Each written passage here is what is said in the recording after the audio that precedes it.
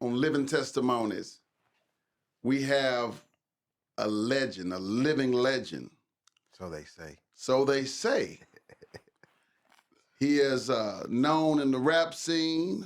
One of the ones that really did it for the city early on, but there's so much more.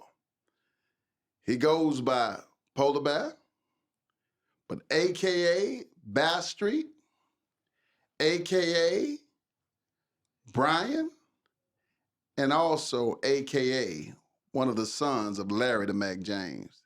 How you doing today, brother? Man, I'm doing well, man. How about yourself? Man, I'm trying to hold on. All right. All right. So you have a very interesting history. And what I want to do is just kind of start slowly and break it down. So tell me, what part of town are you from? From the south side, south of South Dallas. They call that Oak Cliff, Texas. Everything south of that Trinity River. First thing you run into is Oak Cliff, Texas, man. So a lot of people, let me kind of give you a scope of Oak Cliff, because there's a lot of people from Oak Cliff. So Oak Cliff used to be its own city before it was incorporated into Dallas, Texas, right? So everything south of the Trinity River. And it's about the size, I know a lot of people have heard of Plano, Texas, right? Oak Cliff is about the size of Plano. The whole south side of Dallas is Oak Cliff. And then when you get south of that, you're still in Dallas County, but you get into the suburbs, Lancaster, Cedar Hill, DeSoto, and Duncanville, there you go. That's the Triple D. For those who didn't know, that's the Triple D. Mm-hmm. So, how was childhood growing up? It was interesting. It was interesting. I mean, we had to learn to keep a lot of secrets because of the profession of my dad. We learned the street. See, a lot of people talk about when they jumped off the porch. We didn't have to jump off no porch. The porch, we was never on the porch. So the people my dad was interacting with, we was interacting with them because we was with him sometime. You know, man, we were little kids at the club. I mean, the pimp club. I mean, and we moved a lot. Every 6 months, every year. New school district, and whatever. New kid, you know how it is for the new kid. And it's like, it was one time in my life, I went to school with my older brother. So it wasn't that bad, because you got backup then. That's your older brother. He like 4 years older than I am. So that was at Daniel Webster. But after that, we didn't meet up again to high school. We went to high school together for 1 year. So other than that, new kid on the block, you got to hold your own. You got to let them hang to the flow, Jack. And this is a city to where when you knew, it's a lot of bullies. They're going to test you. So yeah. I got jumped so many times, don't even matter. And just because they jump you don't mean they're going to win. That part. That just means you just got more work to do. Yeah. And they found that out. They found it out. That part. And we're going to get into that because that's part of this living legend and these stories. So tell me this. How many siblings do you have? On the record, I have 3 brothers. But we ain't talking about other stuff that nobody don't know about. That's not supposed to be. So yeah, I got 3 brothers. We going to leave it at that. All right. So you grew up amid the 80s, the 90s, so you must have seen the crack era. Was there anything during that time that impacted the trajectory of your life? Yeah. It all did. So until we moved to Broadcliff, man, so we lived all up and down east. It seemed like we followed Ledbetter, Loop 12. From the east, from the furthest you can go east, we lived in every apartment down Ledbetter, all the way down, and we ended up in West Oak Cliff eventually, the Cockrell Hill. But we started down there by 45 and Ledbetter, and we lived in everything down there. So we stayed. One of the times that we stopped moving so much was when we got to Broadcliff. Keystone Pope, really off 67. And it ain't there no more. Legendary Lane. And Broadcliff was fun, man. It was a big family. Everybody in Brockcliff was a big family. So, and at that time we went to John W. Carpenter, and I came there 3rd grade to 6th grade. We stayed there the longest. You know what I'm saying? That's the longest period of time we stayed in one spot. You know what I'm saying? And instead of every 6 months or every year moving around. Yeah, so that's why I know a lot of people, but I'm like the movie that Robert De Niro and them did, 88 Seconds, where he said, you can't walk away. Man, I can walk away, bro. I met so many people and uprooted. Gotta move. Gotta get new friends. You gotta forget about them. You ain't got no car. You can't be going around. You know what I'm saying? So I always knew friends. I always knew. So yeah, man, you learn life goes on. You stay focused on the goal and everything else just come and go. Now, I hear that you've always been a wise, intelligent, and yet jovial guy. But when I hear the tales and the legend, it seems like you were often in physical altercations. Why do you think that happened? Like you said, I was jovial. If I pull these shades off, you'll see my eyes, man. They hazel-like. But now they used to be more hazel.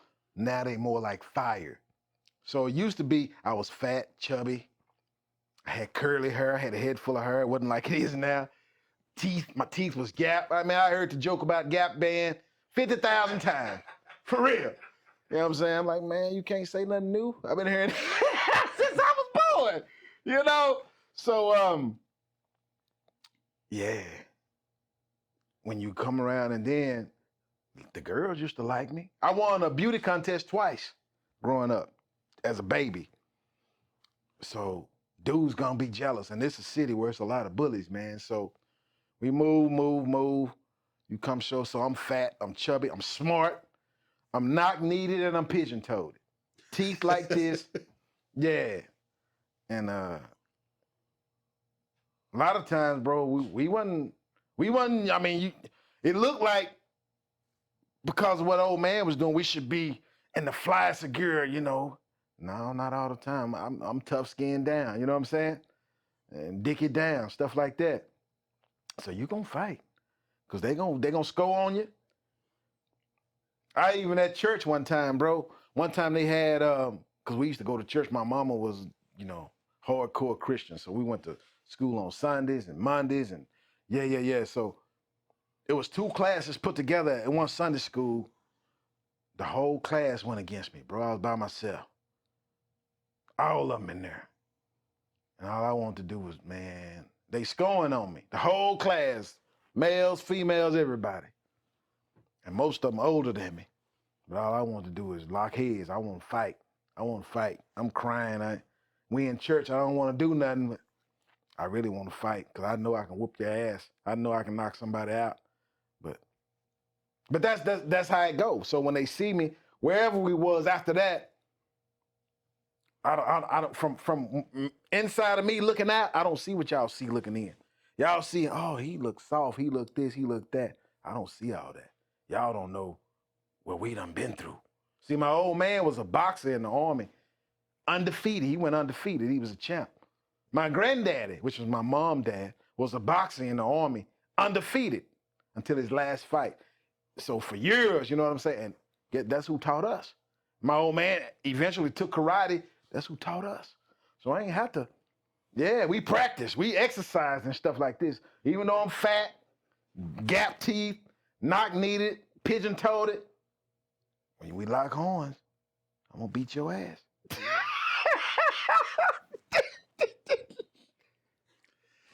And there goes some of the legend. So let's move on a little bit because now I get an understanding of where you come from. So it sounds like that there was a prejudice, people prejudging you and making trouble because they thought that it would make them seem or appear tougher. And it just often backfired. It did. It got so bad, bro, to where I just started to hate bullies. So we'll be somewhere, and I'll see some dudes picking on some people. I'm finna act soft. I'm finna act like one of them. I'm gonna jump to the head of the line. I want you to come pick on me. we gonna see how it work out. A lot of times it didn't work out good for him. And a lot of times I be smiling while I'm fighting. Hey man, that's just how it worked out, bro. So, and me, you couldn't judge me by who I'm around because I'm smart, man. I had when I was in junior high, I was in tag, talented and gifted in elementary school. Junior high school, I went to advanced program, even though we thugging. We in the streets at night. We at the pimp club. I start smoking weed at 8. I'm drinking. Hey man, a lot of stuff going on, but I didn't like no bullies. And then they was ganging up on that. So I hang around nerds. I had a lot of partners that was nerds, bro. They, you know what I'm saying? People say they was nerds. So I got all kind of partners. I got athletes, you know, who play football and stuff. I got gangsters who doing stuff I can't talk about. And I got nerds. It don't matter who I'm around. When I'm around them, I'm around them. You understand? And so they come and picking on the nerds. I'm with them. They think I'm one of them. Okay. I might not even want you to, if that's my homeboy, you not finna pick on him now while I'm here. We finna see what it is. Yeah, so that's how that was. And you brought up something, and I'm gonna touch on it, and then we'll get going down this road a little further. So while this was happening, you were getting better with your hands. You were getting better and more agile. And I recall something I heard or may have witnessed, I don't know. But a group of guys, about 6 or 7 guys, tried to jump on you.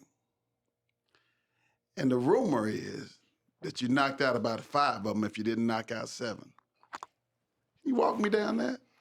Yeah. Well, I already got a dispute because they was 4 cars deep.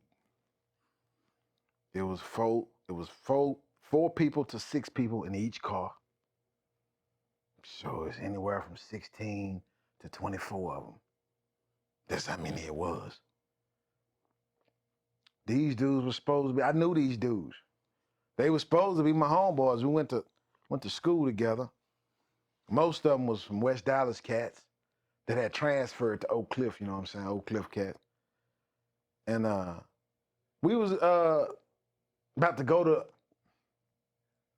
a business magnet. They was having a big dance. We used to go to all these little dances, man, at night. Because Kimball didn't have nothing like that. It'd get out of hand. So at business, oh man, you could meet some bad girls, go and dance, have fun. You know, basically like a young club, man. So I was hollering at one of my homeboys, which was one of them, in the bathroom. I said, yeah, bro, we going to the dance tonight. Y'all gonna be there? He didn't know nothing about it. I'm the one who gave him the information on where it's gonna be, how it's, you know. Yeah, we're gonna see, okay. Shh, we get there. We get there, we 2 cars deep. We about 8 people deep, maybe. But we got drink, beer, all this in the car. I stay strapped. I've been strapped since I was 11 years old. And I'm riding with my homeboy, so my pistol's locked up in his glove compartment, just in case we get pulled over. When I had a few beers, I said, all right, man, let's go in. We all we got on our mind is macking to some females, you know what I'm saying? Having a good time. One of my partners, by the time we get in there, he already done been in the fight. What the hell? Nose bleeding. I'm like, what's this just started, bro. You already done. And so his brother, which was my ace, man, we like this. Oh, he started he finna charge 6 niggas over his brother. I'm like, hold on. You know what I'm saying? Them odds ain't good odds. So I stand up with him against these 6 niggas. And somebody came out the crowd and grabbed him. No. But they didn't know me. I stood up with him and they grabbed my partner. It's me and these 6 niggas. And one of them, you bad now, you bad? Oh, they coming. Well, it is what it is. I call his name just to make sure. I know you. You know me. Shit, they came. Okay, well, we finna see. And it started from there. And I didn't knock out 7 of them. That's not right. I only knocked out 4 of them. That's all. And it was about 20. What's so bad about it though, because at the time I was part-time. I was going to Kimball and I was going to Skyline.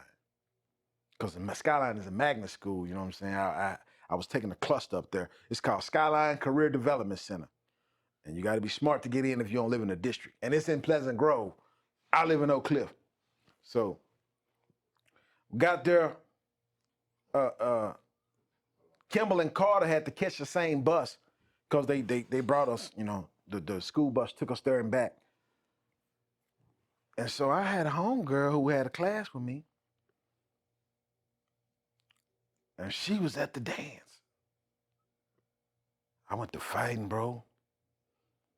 The nigga who started it, I knocked him out first. And I got on him. And nigga either kicked me or hit me in my ear.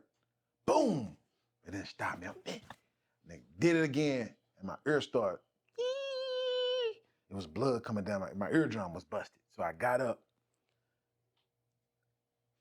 But the nigga that I had knocked out, I had already stomped him and everything. I beat his ass good. Even with all his homeboys around, I'm knocking them niggas. It's a Matrix type. I'm weaving from behind and everything, doing the splits, all kind of stuff. And so as I was getting up off this nigga, some dude started catching me. Bah, bah, bah. He hit me about 6 times in my temples before I could react, because I'm coming up off this one. And he's still down there. And I thought about a fight I had at Sprague Stadium, where I had got into it with this nigga, beat him up, and Willie, big cop Willie, had stopped me because I was whooping on the nigga, and the cop ran us and rammed us over the wall and pushed my back over the wall, and I couldn't fight no more. So when this nigga was sticking me, back, back, back, and I'm getting up, I saw a car behind him. And the car, ain't gonna lie, it looked like a Robert D car, because a Regal with a different color trunk. My homeboy Robert D, it looked like his car. But I thought about that night. And I said, man, I better do something. Because it's a lot of niggas out here, and this nigga, he got me about 6 times before I could react. I charged him, grabbed his, boom, slammed him on the car, and I tried to hit him, and he weaved, and I hit the trunk, boom! Oh, I got mad. I pushed his head down, and I remembered a horror movie. I think it was Night of the Living Dead, where a nigga had knocked the dead man's jaw off. I said, I'm finna knock this fool jaw off. Boom! Boom! I smacked him a good 3 times. First time he tried to weave, after the first 2 licks, his eyes was open, but he stopped moving. And I, bow! And the last time, I had hit him 3 times in his jaw. I'm trying to take it off his face. In my mind, I ain't gonna stop until his jaw is off his face. And somebody grabbed my arm. And I turned around for to pop him. And and it was my cousin. It was one of my distant cousins. Then I heard some shooting. The cops were shooting. And I turned back around, look on the car. Nigga, they picking him up to his homeboys, getting him off the car. And they grab his jaw. I said, yeah! I raised my hands up, yeah! Yeah, I'm talking trash, mighty trash. I'm the last man standing out of all them niggas. So I walked back to the car. And they done posseed up, about 16 deep, coming. To where we was. I said, there he is. I tried to get in the glove compartment. We finna finish this night good. Can't get in the glove compartment. Give me the key, No, man. What? Nigga, open the glove compartment. My gun in the glove compartment. No, man. What? Oh, man, I wanted to beat my homeboy up, bro. But it's a good thing you didn't give it to me. The cops already there. I wouldn't have got away. I only had 5 bullets. But I had 5 hollow point, long ass. Niggas was going to sleep that night. But he didn't give me the gun. But yeah, that's how that went. Well, that sounds familiar. Sounds very familiar. So that's where some of that legacy came from. Okay. And you mentioned some things that I'm gonna explore, and we're gonna get into them because we got to get into them. And I may have mentioned this once or twice, and I know some others that's gonna speak. So when I was listening to Larry the Mack James tell his story, we knew of some of these stories. One of them was, he had 8 cars, owned some apartments, owned a store, all this stuff. Those are facts. None of it is made up.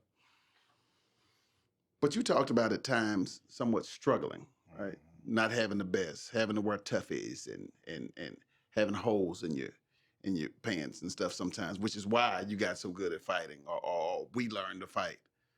What was the disparity? Um, Pimping is a business, bro. So the money he was making, he got to reinvest it in the pimping. We didn't have nothing to do with the pimping. You see what I'm saying? If he got some extra, he gonna look out for us. See, I got my first pair of feelers and stuff like that, but that wasn't no everyday thing. You know what I'm saying? He got to make sure his girls and his whatever else he got. You know what I'm saying? Yeah. So yeah. So we was in the hood with other people who didn't have nothing. So shit. Yeah, that's what it was, man. So that's just what it was. That was the disparity. Sometimes you have it, sometimes you don't. But we're gonna make it regardless. That's what that is. I'm gonna take a question from JoJo's book, and that is, and it sounds like your family had a history of violence. Mm. Tell me about that. Hmm. So my dad, shoot, man, before he came to Dallas, he from the country. He'd already stabbed somebody in the neck. And I had heard the story a million times. Got him 2 times in the neck and the jugular vein, and it was just squirting blood like a pump. And my old man told me what his old man told him. And I'm not gonna tell y'all. But if you keep that philosophy, you ain't gonna lose. You ain't gonna lose. That's right. All right. So now me switch gears and let's lighten it up and talk a little about your music career. So we heard about the fights, and there's many more we could discuss. But the fights was more under this mystique name called Bass Street. Mm. So was it intentional that even though they know you out here on the streets as Bass Street, that your rap name was so much different? Yeah. Yeah, because when we first started, man, we had a group. It had to be about 13 people in the rap group.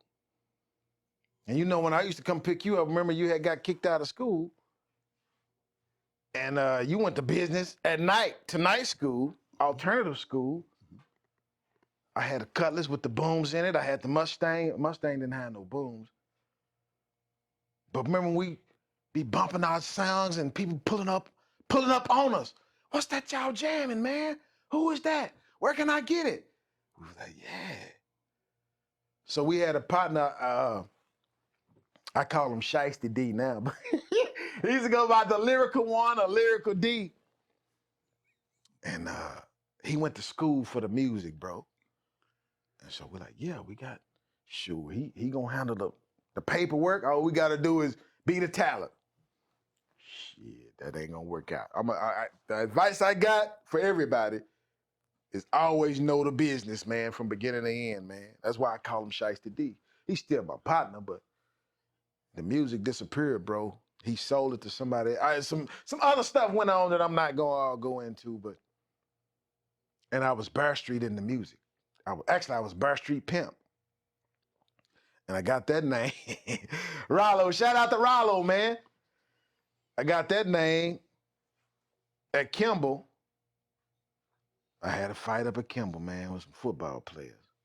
And I slapped one of them niggas. Nigga tried to take my chair. And I slapped the shit out of him. How old were you and how old was he? I was a freshman. He was a senior or junior. tried to take my chair. He thought I was soft. I slapped the shit out of him in front of all his partners. And he tried to fight me. It didn't go good. And his partners, they grabbed him and was pulling him back. And I charged him up again because this, like I said, I was a freshman. I was at Kimball. My brother was up there with me. I told my brother, and the nigga, just so happened, the nigga was walking down the hall.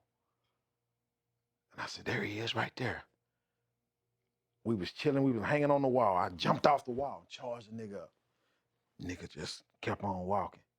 My brother started talking to him after that. Yeah, nigga, you better keep walking. Oh, yeah, nigga. Yeah, so the football team didn't really want nothing. They didn't really, I mean, you know, we had partners that was on the football team, but the football team didn't, no, because we was connected to the real gangsters, man. You understand? Yeah, and they thought I was by myself. They thought I was a nerd. Surprise! Yeah. You know, I'm the narrator and the interviewer, but I will add one thing, and that is, I think we carried those same sentiments throughout because after you did that, I remember playing football in the ninth grade, and the seniors, and we had some big old seniors at Kimball. They would come try to take the boys' draws. Now when I think of it in retrospect, I don't understand it because maybe it was some homosexual stuff. I don't know, but they would come and try to take the boys' draws. And I just remember standing in my drawers, holding my thigh, saying I wish somebody would. Because I knew what was coming with me, man, with Bass Street and them boys from that village that they called a bum rush crew. I ain't had no problems. And besides, I can squat myself. They never touched me. So I will attribute that to that story. Mm-hmm. So now let's walk down a little further. We talked a little about Briarcliff. You also grew up a little bit on 52nd, Blue Creek. Mm-hmm. Tell me a little about that. Good times, man. We used to play football with all the neighborhood guys from every street over there. Again, this is right over there by Zoom Walk and Harry Stone. And all them streets up and down there, we knew people. And we played football, basketball against them. Even Golden Helmets, them apartments down the street, we used to go play against them. It was all fun and games, man. And we was over there till I went to school in South Dallas too. Over there, I never went to school while living in that neighborhood. I never went to none of them schools. My brother did. I never did. I went to a private school, went to a Catholic school, St. Peter's. And so, yeah, I met a lot of South Dallas people there. But I come back, and, man, it wasn't no problems. But then when we moved to Keystone Polk area and came back, all the neighborhood homies was gangsters. They was in a whole bunch of stuff, getting money, cripping. Yeah, Blue Creek had turned into Blue Creek, you know? And yeah, at that time, all that over there had turned Crip. And at that time, we was like, man, that shit weak. We don't do no gangs. I mean, not no, yeah, we're going to do a gang. It's going to be our own shit. Ain't going to be no Crip and blood. We was like, man, these niggas tripping, bro. But it was gangster over there. So for some of y'all who don't know, you might have heard of B4L, right? That's just a couple of blocks down the street. Best for less, right? So when we had got turned up over in West Oak Cliff, in Central Oak Cliff and West Oak Cliff, by the time we got to West Oak Cliff, like I said, I got my first pistol, man, I was about 11. So we go over my grantee house, spend the night. She found my Tech 9. She went in my bag, snooping in my stuff. It was, you know what I'm saying? We was just going to spend the night there, and then we was going to catch the bus to my cousin's crib in Pleasant Grove. We was in the Grove, too. Wasn't no hood we couldn't go to, bro. We went to every hood. And my grantee found my Tech 9 and tried to confiscate it. And she was like, Brian, what what you doing with this Isuzu? She thought it was an Uzi. She called it an Isuzu. I was like, oh, no, Granny, that's a BB gun. No, it ain't. I don't know how she knew how to took the magazine out. But them big-ass bullets, she said, this ain't no BB gun. Yeah, man, so, yeah, she tried to hide it. So we took a shower. She was like, where we go? I found him when he stole my gun back. And we went to the bus stop. And at that time, you know, we had jewelry, right? Yeah. So we had to go to the bus stop. We went across the street on Ledbetter, and we decided to walk down a block just in case Granny tried to come get my gun again. And I got the blue backpack. I got it in the backpack. We on the bus, dripping. See, a lot of guys in Atlanta and Houston try to say they made up dripping. Man, we've been saying that since the late 80s and early 90s. And we was dripping, Jack. I'm talking about we on the bus with real gold, you understand? Earrings, oh, yeah, all that. And so we on the bus stop. Me and my brother Vince here. And some niggas in a Cadillac. See, they don't know we already slick. I done already been robbed, nigga. That's why I got my first pistol. You know what I'm saying? So, niggas roll by. 4 niggas. At least one or two of them got finger wave, long finger wave. They in the Cadillac. Old ass, big gold ass Cadillac. And they ride by us on the bus stop. 4 of them. And their heads all turn at the same time. Blue. They just look at us. And they turn back straight. Blue. And then they get all the way over. And I said, you see that? And I said, they make a U-turn. I said, you see that? Yep. I said, oh. And they driving back past us again. I said, if they make another U-turn, it's on. Shit, we know what that meant. They making another U-turn. I slowly got my bag. And as they come, I unzip it. They getting closer. Pull out that, take that, flop. Them niggas were looking, they kept straight. Kept on going.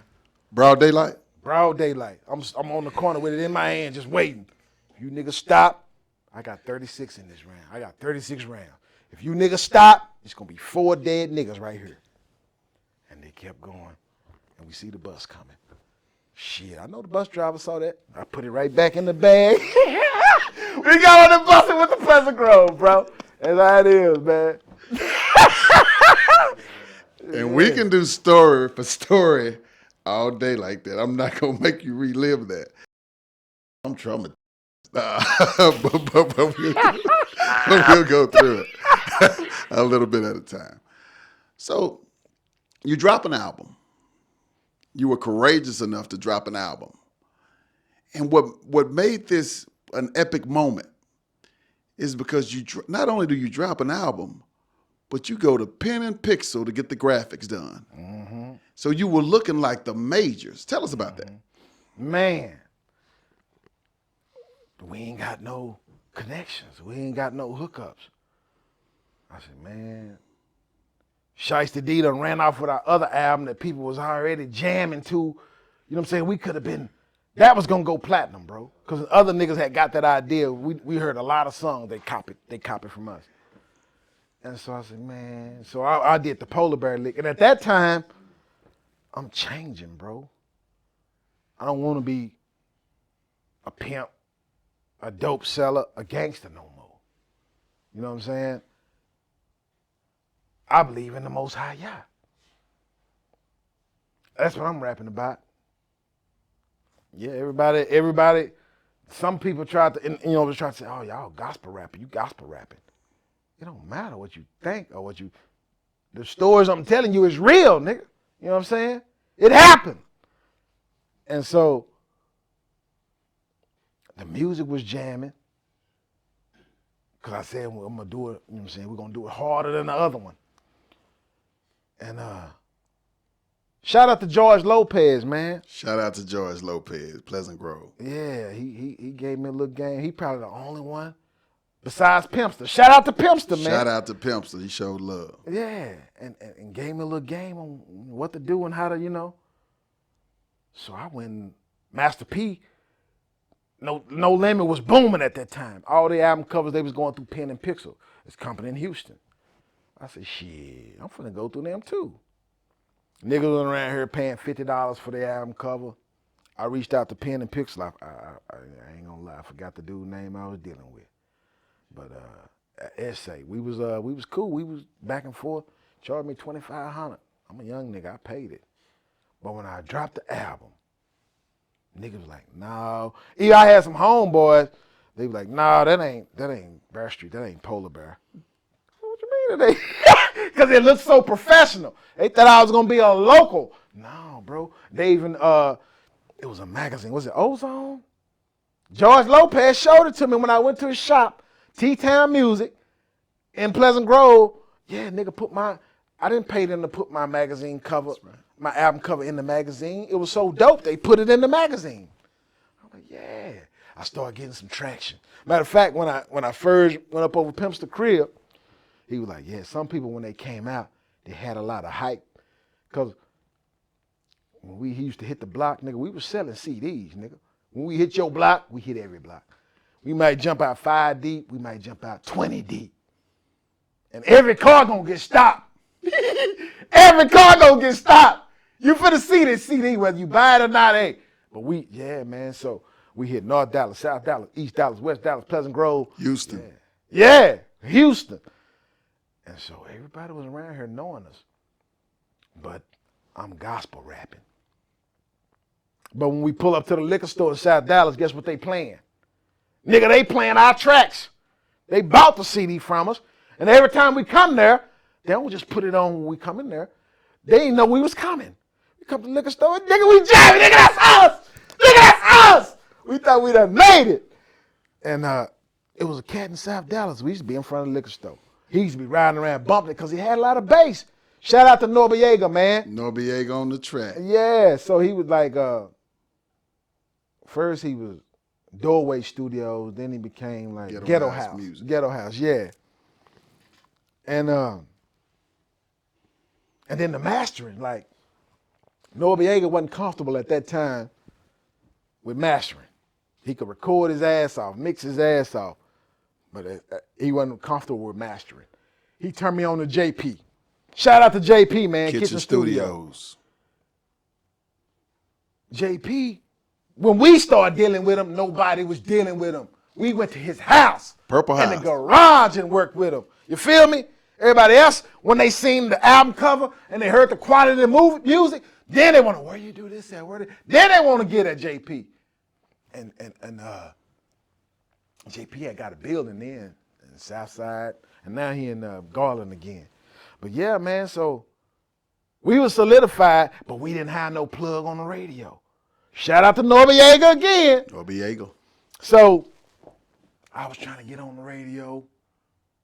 Noriega knew Cocoa Butter Brown. It was Rick from Raw Flush. Raw Flush. Shout out to Rick, man. Shout out to Boss. Shout out to Nippy Jones. Shout out to Skip Cheatham. We got on the radio.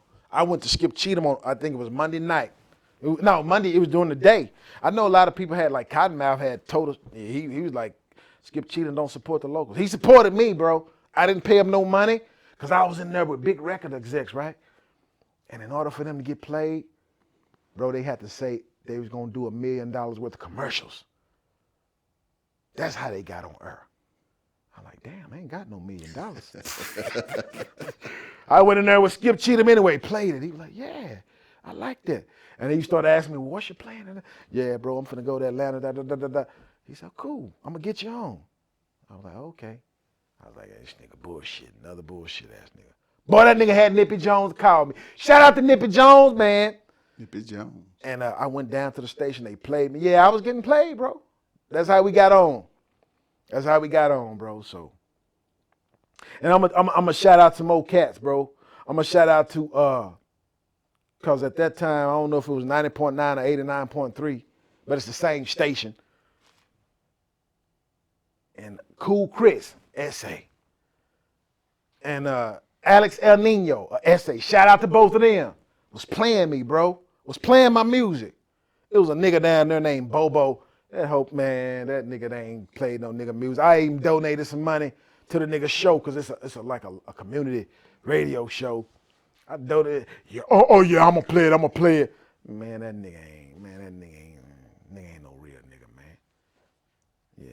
So from that, bro, we got on, bro. We started getting popularity with the gospel rap and whatever they was calling it. You can't call no gospel rap if it's real, my nigga. I believe in the Most High. These situations I'm talking about, they really happened. You know what I'm saying? I made it out alive. You know what I'm talking about? I give praise to the Most High for all that. And so I ended up going to Atlanta. I hooked up when Greg Street was here. That's right. Because I was Bear Street. He Greg Street. So I go down and holler at Greg Street. He like, yeah, get me. He gonna play. He said he gonna play it. Okay, what happened? He ended up going to Atlanta. I said, okay, well, I'm gonna go to Atlanta. I went to Atlanta. I was down in Atlanta for a year or two. I ain't met him down. I went down to the station he was working at Atlanta and brought him the music. Since you said you was gonna play it when you was in Dallas, nigga. I went down there and saw him. Made an appointment, went to see him and everything. Oh yeah, I'm gonna play it. He ain't never play it. And then they stopped taking my calls, okay? Then I had all my boys that came 2 van loads deep coming to Atlanta. These about 13 of us, right? They said, let's go out. I said, yeah, man, the bounce you can get in for free if you get there before midnight or whatever. We turn on the radio. Guess so happened, Greg Street on the radio at the bounce. Hey, let's go holler at Greg Street. We pull up on him. Just so happened he outside in the parking lot with the microphone. I see him. There he is over there.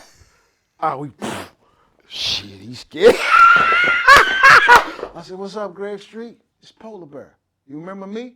Yeah. You said you was gonna play my. Yeah! I gave it to him again. Oh, yeah, I'm gonna play it. He thought we was gonna beat him. Nigga, we ain't finna beat you, man. Nigga was scared as hell. So, he never played it. Never played it. Moral of the story, he never played That's it. what it is. But that's good, man. It takes us down through that. And the reason I wanted to say that, and I think Steve-O was on that trip too. And a dude named LeMaine and so many others. But went on that trip, but when I hear these younger guys talk about Dallas music scene and people that paved the way, man, I'm glad that I hear them talk about Cottonmouth Jesse. But man, they missed a whole section of dudes. You know, you talked about Norbiega, man, his contribution to the Dallas rap scene has been huge. Mm-hmm. You talked about JP. Man, so many people ran through JP's studio. And back then, if you wasn't running through JP, you wasn't doing no music. I don't know what you were doing. Mm-hmm. And so when they go back and they reach back, man, the farthest they reach back typically is DSR. Oh, yeah, shout out to DSR and whoever was doing the boogie. But they never go back to the other ones. Why is that? I don't know, bro. I don't know, but shout out to DJ Snake and Nemesis. Matter of fact, the dude named Steve-O, when I was in Atlanta, he said, oh, yeah, man, DJ Snake down there. I said, he is? And they gave me Snake number. I said, oh. I called Snake. Snake say, I saw the 214 and I answered. I talked to Snake. I let him know what I was up to. He said, come through and holler at me. I went to DJ Snake crib out in Atlanta. He had a three-story house. 3-story house. That part. Yeah, bro. Shout out to DJ Snake, man. Shout out to Steve-O, man. And yeah, man. So I don't know why they don't take it back, bro, because in Dallas, we trendsetters. You know what I'm saying? Shout out to Ron C. Shout out to Devo X. Them boys was on. Shout out to Fila Fresh Crew and the DLC. Yeah, them boys was on the radio. They had like a competition between the radio stations and each rap group was on. You know what I'm saying? It was a whole bunch of people. MCs, dancers, producers, all this in Dallas, man. We didn't need nobody else. Matter of fact, me and you, didn't we win a dance contest at Keys Park? Yeah, I was with Dr. Rock. Dr. Rock. Yeah. Didn't we win a dance contest at the Redbird Recreation Center? Yeah. Who was that? Was it U-Shay or D-Shay? Yeah, U-Shay was up there. Yeah, we won albums, baby. We took it back to Brockcliffe, nigga. That's right. Pop locking and all this here and break dancing, nigga. We won. You understand? Yeah. So at Keys Park they used to have senior skip day. You should be turned, boy. It used to be on a Friday. Man, it's like a party the whole day. Music loud. When they say JBL tweeters, it ain't no tweeters. That's something going about this big. And it's loud. You can't hear nothing, but it's packed. We used to kick it big, man. Hold up now. You said on senior skip day. Now, when was this happening? Because you wasn't no senior. How old was you? Shoot. We started going to senior skip day from 6th grade on up. Yeah, bro. I'm talking about. That's where it was. If you wasn't there, you was square. I mean, that's where you're going to see. We used to see the midnight crew. They be pop locking against each other. Like, where we was in Brockcliff, right? We used to, Big Stinker used to have a jam box. And we used to have cardboard. We used to get out there and practice. And, yeah, nigga, we going to have some cardboard. We're going to be hitting it. And we go to the senior skip day. Yeah, bro, it's like, that's what that is. It's everywhere. The teams, dudes had their names of their crews on the back of their shirt. And the midnight crew, the Yo Dogs, the so-and-so and so-and-so. And it was a whole bunch of them. And they were like, me and you. We think they're going to fight. And they start hitting it. Dancing, bro. Yeah, like breaking in Beach Street. Yeah, bro, that's what it was, man. Until that one senior skip day that I remember. I think I probably had to be in the 4th grade. And something did happen with the Yo Dogs. Oh, yeah, they beat somebody's ass. Yeah, after that, it started turning gangster. Even when we went to the fair park, it was a dude with a big old Jerry curl. And it was like, do me! His arm was shaking! Do me! I'm like, damn. Yeah, it got gangster out there, bro. So, nigga, we used to go to the fair park. We macking all the females. We was young. We be drinking. So at the liquor store, Cherries and Buckruck, nigga, we fall over there. Nigga, they gonna sell it to us. Them Japanese and Chinese. Nigga, we 11, 12. Nigga, we get anything in the store. And if they tell us no, we go outside to them bums. Go in there and get us this, man. Give them a couple of dollars. Yeah, bro. Yeah, man. So we have bottles. Big ass. Nigga. Yeah, nigga, we have a whole bottle full of Thunderbird. MD. Yeah, bro. So that takes me back to something. So since, we had a dynamic childhood that we talked about, and mama ended up working more than one job, and Pops was out doing whatever he was doing. Sometimes could be the party house. I remember having boxes of 40s or boxes of Wild Irish Rose. We used to buy a case of 40s. Thunderbird. A case of them, bro. It be big box and everybody just grab a 40. Yeah, bro. And so across the street, so I talked about this on my show, like, West Dallas used to be the only place in the city at that time that was set tripping. Like, if you go over there, they'll come over there and be like, where you from? They be trying to be slick with it, like be cool, like they ain't come aggressive. Where you from? What you doing over here? But they asking for a reason. They ain't asking because they trying to be friendly. Yeah, they trying to see they finna try to get at you. You know what I'm talking about? So our next door neighbor, across the street neighbor, shout out to Merle, man, William Earl, his uncles, man. Irvin Earl, and Cedric Earl. Shout out to both of them guys, man. I used to take them guys to the West Dallas Project. Rupert Circle. Yeah. I went over there one time, and Irvin Earl went to the house wherever he was going, and there was some young niggas on the corner down there. I mean, like, way down there, they just kept looking. They was saying something to each other. They kept looking. And then there was about 3 or 4 of them. And I got the Take 9 under my seat. And they come over there talking to me like, what you doing over here? Who you know over here? Just asking these questions. They didn't ask me where I was from. But I'm starting to get antsy. Now I'm looking around, I'm like, if I gotta air these niggas out, how am I gonna get out of here? How am I gonna get out of here? Cause once you in there, nigga, you in there. You know what I'm talking about? So just as I'm getting antsy, they ain't got nothing in their hand. I'm finna get something in mine. Here come Irvin Earl. And he started talking to him. I don't know what he told them, but they went on about their business. And I was like, say, man, them dudes starting to ask me questions. I don't know them niggas. Niggas you ain't got the right to ask me nothing, nigga. You don't know me. If that's what you want to know. You know what I'm saying? But after they started doing that in West Dallas, where we was, shit, we finna start doing it too. Any nigga we see over here, we don't know your face, we don't know your car, you ain't with nobody we know, you finna get surrounded. What you doing over here? Who you know over here? Yeah, y'all thought it looked nice over here. You thought you was finna. No, my nigga, it's a dangerous place. Yeah, man. That's how that went down. So tell me this. Now we've walked through some of the street stuff, and we're gonna keep it moving a little bit. But I'll tell you this. On this show, man, we like to talk about. I call it the Saul to Paul moment, the transformation, the aha moment. You touched on it a bit even when you talked about music.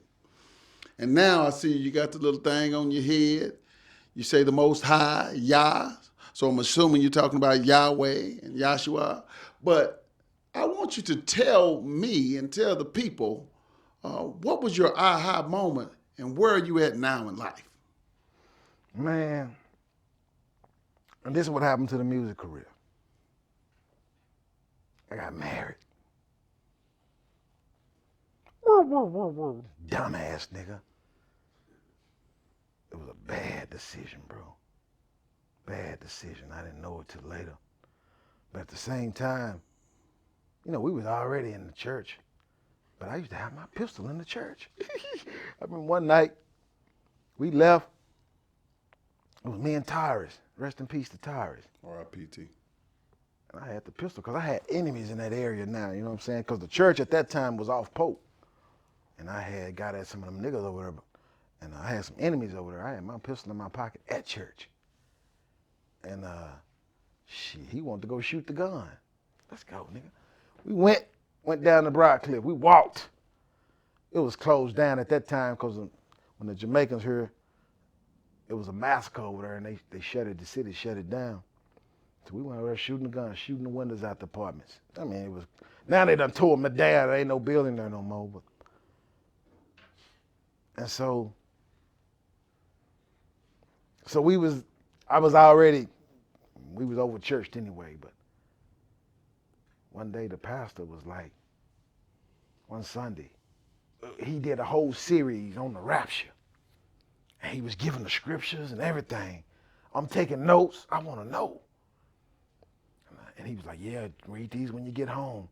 I mean, he said so much about the rapture and all the end times. And when I got home, I knew I took good notes. I started reading it.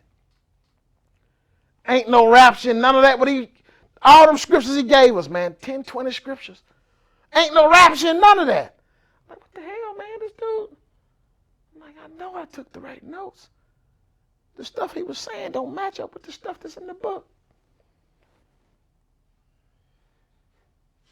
And so, when I got married, I brought her over there to the church, and she liked it. One day he got up and he was telling jokes. He said, if I ever say I'm a prophet, y'all better get out of here, because he said ain't no more prophets. He said ain't no such thing as a prophet no more. And I remember what he said. And one day he got up and said, see, I told y'all I was a prophet. And I remember what he said. If he ever say a prophet, get the hell up out of there. I got up out of there. And I had started looking on the radio for somewhere to go, man, you know what I'm saying? And I found Dorsey. I found Ladder Rain, right out Village Fair Drive, right next to the big bazaar. This big old ass building. Yeah. And Dorsey was talking some stuff. It was exactly what was in the Bible, but it's what they ain't gonna tell you in church. Yeah, I'm like, this man, I had to go over there and see him. Shoot. And that was the beginning, bro. They're getting me to where I am today. See this right here? This says Yahuwah. That's Yod, Hey, Wav, Hey. In the Paleo Hebrew, in the original language, you read it from right to left instead of left to right. That's the name of the creator. So as I was reading the book was agreeing more with the stuff that Dorsey was saying than the stuff that these other pastors, and he used to go at these pastors, man. He used to go at Jakes, he used to go at all of them. And I didn't know why. I understand why now. He was right. What they saying ain't in the book. You got to read it for yourself. And so I started to pivot. And like I said, I was married. I had bought a house, bought a car, 2 brand new cars. I was having a little money, but that's when my rap career went. She screwed that up, and we was having trouble at the house, man. So I left. We had a 3-bedroom house I bought, and she was causing so much hell. I said, man, I moved out that room and moved in the guest bedroom. Now, in the master bedroom, we had a king size bed, bathroom. It was luxury. It was plush. I went to the smallest room with a twin bed, and that's where I was sleeping. I'm doing overtime at the work. I ain't coming. When I get out of work, if we got overtime, I'm doing it. I ain't trying to be at the house with you. And I started at night. I was reading the Bible. I took notes on the whole Bible and was praying and fasting. That was the start. I had already been having dreams and visions pretty much my whole life, but it intensified. Then I had a brother that was preaching, speaking in tongues and stuff. You know who that is? Yeah, man. So that was the beginning, bro. That was the beginning. I ended up getting rid of her. Hallelujah. But so what they teach you to be all Christianity ain't what the books say, man. It's not in the Bible. It's not in the Bible. So I follow the Bible. The Bible say he gave all those who believe power to become sons of God. Yeah. That's what it is. You don't say you become no Christian. Yeah, so. And that was the beginning. And it's been going ever since. And now we're at the point to where we are our own nation. Yeah. Now it's at the point to where the world is finna understand. You're going to have to choose a side. And I'm going to leave it at that. I'm going to leave it at that. All right. Now that was amazing. That was amazing. So a couple of things that I want to cover is one, anything that you're working on that you want to put out there. And I'm going to tell you this, we're going to have you back because we got to go more in depth about the Larry the Mack James story and I want to get your brothers and your cousins so we can talk about Uncle Easy and so forth and so on. But I want to know what you working on, what you doing. I'm working on building this nation, man. So 99% of my dreams and visions that the Most High has given me have come to pass. So I understand my purpose now. I understand I'm a king. This Mitri, right? This is a Mitri. The priest wore the Mitri. The kings also wore crowns. It's basically a crown. I'm a king and I'm a priest, like Melchizedek is in the book. I'm a prophet, because he said, if there's a prophet among you, I will speak to him in dreams and visions. That's me. And I'm a judge. Isaiah 4 said, I will restore my judges. So that's where we at now. So the world, I don't know how many of y'all know this, but the sun is not rising in the east anymore. The sun now rises in the south. This is what he said in the book. He gonna move heaven and earth for us to get us free from Babylon. So that's where we at now. So that's what all this is about. That's where I'm at, man. It's do or die. It's blood in, blood out. Ain't no other way. And that's that. So where can they find you? Where can they hear more? Right now, I'm only on YouTube, man. Beyond Babbitt. I paid for my domain name, beyondbabbitt.com. I ain't built the website. And I'm Brian Anthony Binyard. Besides Polar Bear, Bear Street Pimp, I'm Brian Anthony Binyard. And so it's all about sui juris. When I say we building a nation, we are a nation. You got to get free. Because if you under the laws of the Most High, you're not under the laws of the devil. So it ain't nothing they can do to you. They don't have any authority. You got to look into what I'm saying, man. It's legal. It's real. It's way deep. So I'm not a U.S. citizen. I'm a U.S. national or foreign national. I'm a diplomat. I'm an ambassador. And that's what that's about. All right, man. Hey, man. It's obviously it's been a pleasure for me, and I know it's gonna be a pleasure for the people to get to know you, to get to hear your message. And there was whole parts of stories that we left out intentionally because there's more to come. But anything else, man, you want to share before we go? Man, let's toast, man. Let's toast to the blessing, man. You down to have a sip? I got another Sure, goblet here, sure, man. sure, sure. Yeah. And I'm sipping on this VSOP, man. This Hennessy, man. See, the book don't say it's wrong to drink. You know what I'm talking about? Yeah. Yeah. Toast to the blessings. Yeah. Toast to the blessing, man. Yeah. So let's toast to it. 2023 gonna be a blessed year. Toast to the blessing. Cheers, man. Cheers. Yes, sir. Already. Already, man. Thank y'all for joining us again. Yes, sir. Yeah. Yeah. Appreciate it. Friend of mine popped up. He a dude. He ain't all there. Okay. So I'm just letting y'all know he ain't aggressive. He ain't nothing like that, but he look regular. But the nigga got some shit going on. So I told him to sit in the kitchen just to forewarn y'all. You know what I mean? So if you see nigga looking crazy, like he just looking what's up. He just a little troll, bro. That's cool. It's cool. Yes, sir.